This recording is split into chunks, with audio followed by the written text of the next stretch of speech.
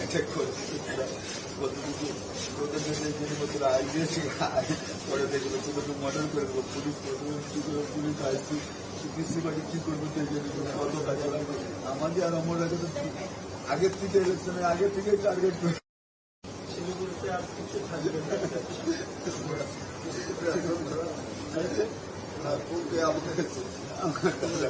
দুজনের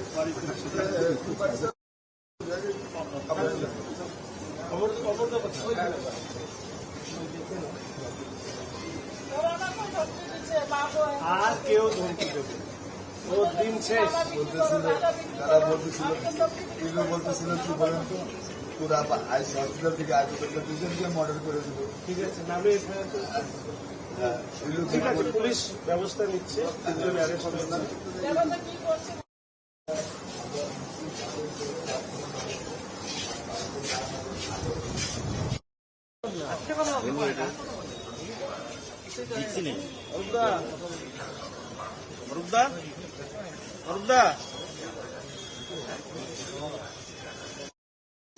Sir, you visited a hospital and met with the two BJP injured workers. So what is the situation of them and how do you see the matter after the post poll? As you said, oppositions are saying that violence are still occurring. They are seriously injured. I talked with them and with their family and also requested police administration to take necessary action.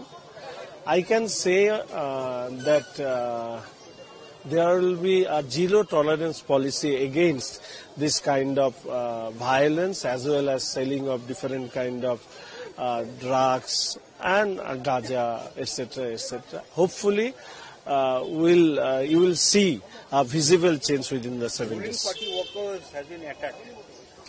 See, this is a transformation period, so hopefully everything will be settled down, and those who